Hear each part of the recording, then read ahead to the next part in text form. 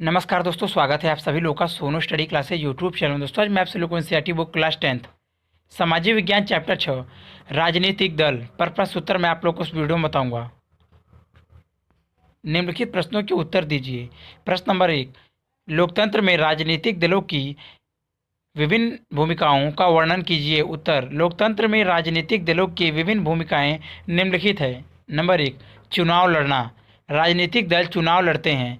अधिकांश लोकतांत्रिक देशों में चुनाव राजनीतिक दलों द्वारा खड़े किए गए उम्मीदवारों के बीच लड़ा जाता है। राजनीतिक दल उम्मीदवारों का चुनाव कई तरीकों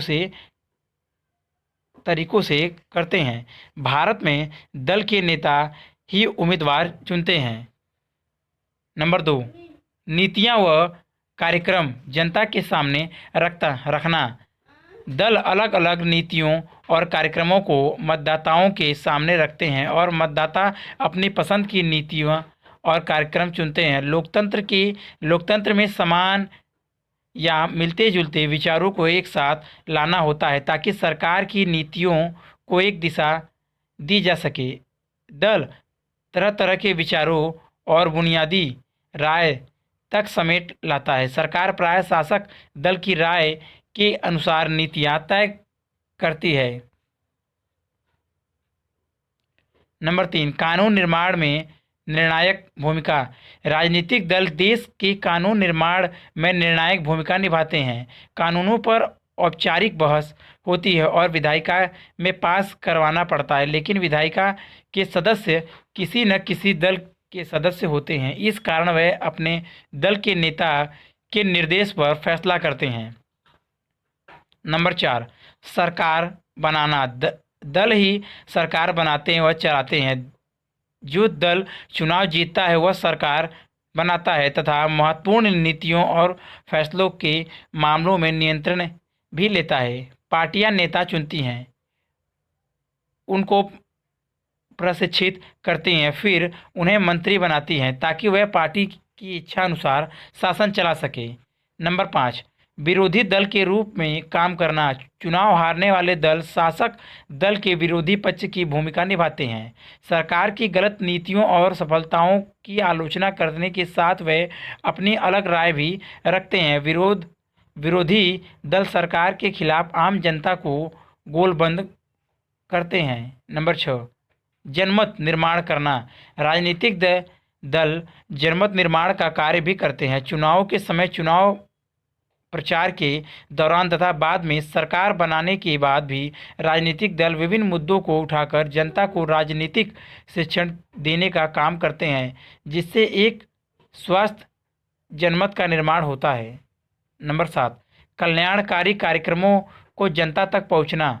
दल ही सरकारी मशीनरी और सरकार द्वारा चलाए गए कल्याण कार्यक्रमों तक लोगों की पहुंच बनाते हैं। एक साधारण नागरिक के लिए किसी सरकारी अधिकारी की तुलना में किसी राजनीतिक कार्यकर्ता से जान पहचान बनाना, उससे संपर्क साधना आसान होता है। इसी कारण लोग दलों को अपने करीब मानते हैं। दलों को भी लोगों की मांगों और ध्यान में रखना होता है, वरना जनता अगले चुनावों में उन्हें हरा सकती है। प्रश्न नंबर 2, राजनीतिक दलों के सामने क्या चुनौतियां हैं। उत्तर, लोकतंत्र में राजनीतिक दल महत्वपूर्ण भूमिका निभाते हैं, किंतु उन्हें कुछ चुनौतियों का सामना करना पड़ता है जो निम्नलिखित है। नंबर 1, आंतरिक लोकतंत्र का अभाव। पार्टी में आंतरिक लोकतंत्र का अभाव पाया जाता है। पार्टियों के पास न सदस्यों की खुली सूची होती है, न नियमित रूप से संगठित बैठकें होती हैं। इनके आंतरिक चुनाव भी नहीं होते हैं। कार्यकर्ताओं से वे सूचनाओं को साझा भी नहीं करते हैं। सामान्य कार्यकर्ता अनजान ही रहता है कि पार्टियों के अंदर क्या चल रहा है। परिणाम स्वरूप पार्टी के नाम पर सारे फैसले लेने का अधिकार उस पार्टी के नेता हथिया लेते हैं। चूँकि कुछ ही नेताओं के पास असली ताकत होती है, इसलिए पार्टी के सिद्धांतों और नीतियों से निष्ठा की जगह नेता से निष्ठा ही ज़्यादा महत्वपूर्ण बन जाती है। नंबर 2, वंशवाद की चुनौती। दलों के जो नेता होते हैं वह अनुचित लाभ लेते हुए अपने नज़दीकी लोगों और यहाँ तक कि अपने ही परिवार के लोगों को आगे बढ़ाते हैं। अनेक दलों में शीर्ष पद पर हमेशा एक ही परिवार के लोग आते हैं। यह दल के अन्य सदस्यों के साथ अन्याय है। यह बात लोकतंत्र के लिए भी अच्छी नहीं है, क्योंकि इससे अनुभवी और बिना जनाधार जनाधार वाले लोग ताकत वाले पदों पर पहुंच जाते हैं। नंबर 3, जन और अपराधी तत्वों की घुसपैठ। सभी राजनीतिक दल चुनाव जीतना चाहते हैं, इसलिए इसके लिए वे हर तरीका अपना सकते हैं। वे ऐसे उम्मीदवार खड़े करते हैं जिसके पास काफ़ी पैसा हो या जो पैसे जुटा सके। कई बार पार्टियां चुनाव जीत सकने वाले अपराधियों का समर्थन करती हैं या उसकी मदद लेती हैं, जिससे राजनीति का अपराधीकरण हो गया है। नंबर 4, विकल्पहीनता की स्थिति।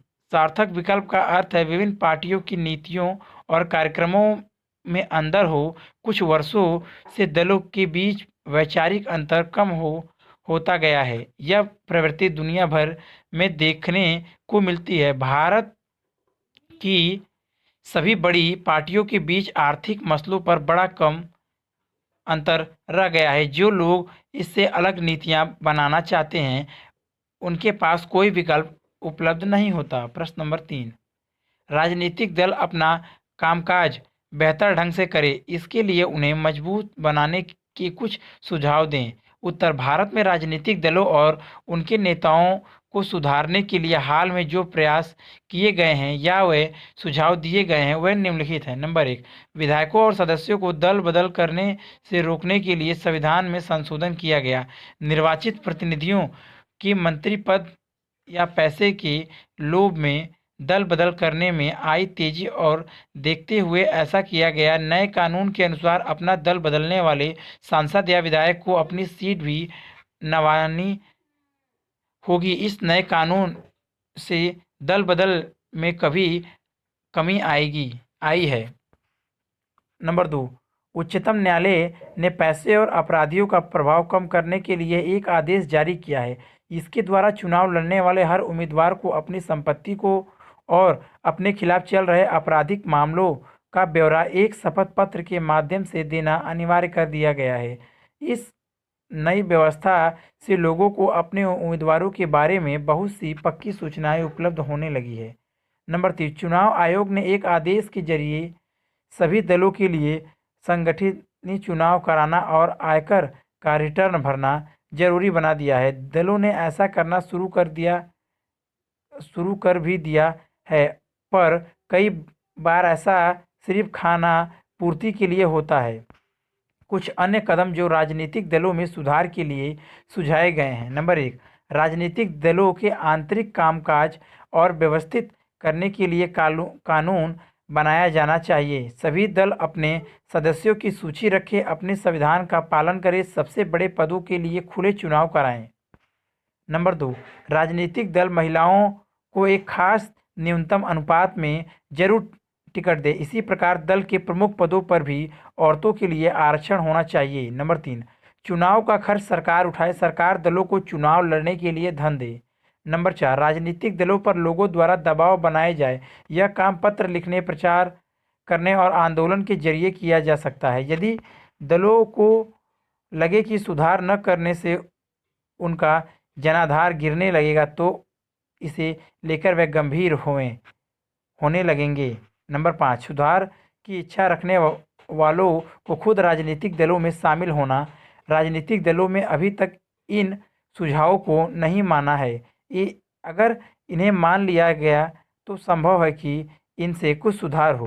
प्रश्न नंबर 4, राजनीतिक दल का क्या अर्थ होता है? उत्तर, राजनीतिक दल को लोगों के एक ऐसे संगठित समूह के रूप में समझा जा सकता है जो चुनाव लड़ने और सरकार में राजनीतिक सत्ता हासिल करने के उद्देश्य से काम करता है। समाज के सामूहिक हित को ध्यान में रखकर यह समूह कुछ नीतियां और कार्यक्रम तय करता है। प्रश्न नंबर 5, किसी भी राजनीतिक दल के क्या गुण होते हैं?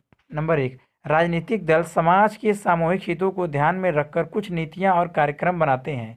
नंबर 2, दल लोगों का समर्थन पाकर चुनाव जीतने के बाद उन नीतियों को लागू करने का प्रयास करते हैं। नंबर 3, दल किसी समाज के बुनियादी राजनीतिक विभाजन को भी दर्शाते हैं। नंबर 4, दल समाज के किसी एक हिस्से से संबंधित होता है, इसलिए इसका नज़रिया समाज के उस वर्ग विशेष की तरफ झुका होता है। नंबर 5, किसी दल की पहचान उसकी नीतियों और उसके सामाजिक आधार से तय होती है। नंबर 6, राजनीतिक दल के 3 मुख्य हिस्से हैं: नेता, सक्रिय सदस्य, अनुयायी या समर्थक। प्रश्न नंबर 6, चुनाव लड़ने और सरकार में सत्ता संभालने के लिए एकजुट हुए लोगों के समूह को कहते हैं। उत्तर, राजनीतिक दल। प्रश्न नंबर 7, पहली सूची संगठन दल और दूसरी सूची गठबंधन मोर्चा के नामों का मिलान करें और नीचे दिए गए कूट नामों के आधार पर सही उत्तर ढूंढें। सूची फर्स्ट, सूची second. Number 1, Congress party. Number 2, Bharatiya Janata party. Number 3, भारतीय कम्युनिस्ट पार्टी मार्क्सवादी। नंबर 4, तेलुगु देशक पार्टी। सूची नंबर सेकेंड, क राष्ट्रीय जनाधिकार गठबंधन। ख प्रांतीय दल। ग संयुक्त प्रगतिशील गठबंधन। घ वाम मोर्चा। Number 1, number 2, number 3, number 4। क ख ग घ। क ग क ख घ। ख ग घ क ख। ग ग क घ ख। घ घ ग क ख। उत्तर, ग ग क घ ख। प्रश्न नंबर 8, इनमें से कौन बहुजन समाज पार्टी का संस्थापक है? क काशीराम। ख साहू महाराज। ग B.R. अम्बेडकर। घ ज्योतिबा फूले। उत्तर, क काशीराम। प्रश्न नंबर 9, भारतीय जनता पार्टी के मुख्य प्रेरक सिद्धांत क्या हैं? क बहुजन समाज। ख क्रांतिकारी लोकतंत्र। ग सांस्कृतिक राष्ट्रवाद। घ आधुनिकता। उत्तर, ग सांस्कृतिक राष्ट्रवाद। प्रश्न नंबर 10, पार्टियों के बारे में निम्नलिखित कथनों पर गौर करें। अ राजनीतिक दलों पर लोगों का ज़्यादा भरोसा नहीं है। ब दलों में अक्सर बड़े नेताओं के घोटालों की गूंज सुनाई देती है। स सरकार चलाने के लिए पार्टियों का होना जरूरी नहीं। इन कथनों में से कौन सही है? क अ, ब और स। ख अ और ब। ग अ और स। घ अ और स। उत्तर, ख अ और ब सही हैं। प्रश्न नंबर 11, निम्नलिखित उदाहरण को पढ़ें और नीचे दिए गए प्रश्नों के जवाब दें। मोहम्मद यूनुस बांग्लादेश के प्रसिद्ध अर्थशास्त्री हैं। गरीबों के आर्थिक और सामाजिक विकास के प्रयासों के लिए उन्हें अनेक अंतर्राष्ट्रीय पुरस्कार मिले हैं। उन्हें और उनके द्वारा स्थापित ग्रामीण बैंक को संयुक्त रूप से वर्ष 2006 का नोबेल शांति पुरस्कार दिया गया। फरवरी 2007 में उन्होंने एक राजनीतिक दल बनाने और संसदीय चुनाव लड़ने का फैसला किया। उनका उद्देश्य सही नेतृत्व को उभारना, अच्छा शासक देना और नए बांग्लादेश का निर्माण करना है। उन्हें लगता है कि पारंपरिक दलों से अलग एक नए राजनीतिक दल से ही नई राजनीतिक संस्कृति पैदा हो सकती है। उनका दल निचले स्तर से लेकर ऊपर तक लोकतांत्रिक होगा। नागरिक शांति नामक इस नए दल के गठन से बांग्लादेश में हलचल मच गई है। उनके फैसले को काफ़ी लोगों ने पसंद किया तो अनेक को यह अच्छा नहीं लगा। एक सरकारी अधिकारी शाहिदुल इस्लाम ने कहा, मुझे लगता है कि अब बांग्लादेश में अच्छे और बुरे के बीच चुनाव करना संभव हो गया है। अब एक अच्छी सरकार की उम्मीद की जा सकती है। यह सरकार न केवल भ्रष्टाचार से दूर रहेगी बल्कि भ्रष्टाचार और काले धन की समाप्ति को भी अपनी प्राथमिकता बनाएगी। पर दशकों से मुल्क की राजनीति में रुतबा रखने वाले पुराने दलों के नेताओं में संयम है। बांग्लादेश नेशनलिस्ट पार्टी के एक बड़े नेता का कहना है, नोबेल पुरस्कार जीतने पर क्या बहस हो सकती है, पर राजनीतिक एकदम अलग चीज़ है, एकदम चुनौती भरी और अक्सर विवादास्पद। कुछ अन्य लोगों का स्वर और कड़ा था। वह उनके राजनीतिक में आने पर सवाल उठाने लगे। एक राजनीतिक प्रेक्षक ने कहा, देश से बाहर की ताकतें उन्हें राजनीति पर थोप रही है। क्या आपको लगता है कि यूनुस ने नई राजनीतिक पार्टी बनाकर ठीक किया? क्या आप विभिन्न लोगों द्वारा जारी बयानों और संदेशों से सहमत हैं? इस पार्टी को दूसरों से अलग काम करने के लिए खुद को किस तरह संगठित करना चाहिए। अगर आप इस राजनीतिक दल के संस्थापकों में एक होते तो इसके पक्ष में क्या दलील देते? उत्तर: जहाँ तक मेरा ख्याल है, यूनुस ने नई राजनीतिक पार्टी बनाकर ठीक ही किया। जनहित की इच्छा रखने वाले को अवश्य ही आगे आना चाहिए और अच्छे अच्छे काम करने चाहिए। जन कल्याण करने वालों को आलोचनाओं की परवाह कभी नहीं करनी चाहिए, उन्हें अपना काम करते जाना चाहिए। मोहम्मद यूनुस द्वारा निर्मित यह पार्टी निस्संदेह निष्पक्ष और जन कल्याण के सिद्धांतों पर आधारित होगी। इस पार्टी में ईमानदार लोगों का समावेश होना चाहिए, क्योंकि तभी यह एक मिसाल बन पाएगी और दूसरों से अलग काम कर पाएगी। यदि मैं इस राजनीतिक दल के संस्थापकों में एक होता तो मैं आम जनता को यह विश्वास दिलाने की कोशिश करता कि मोहम्मद यूसुफ द्वारा निर्मित पार्टी आदर्शों पर आधारित है और वह उसका कल्याण अवश्य करेगी। अगर वीडियो अच्छी लगी तो वीडियो को लाइक करें, शेयर करें, कमेंट करें और नेक्स्ट वीडियो के लिए चैनल को सब्सक्राइब जरूर करें। Thank you for watching.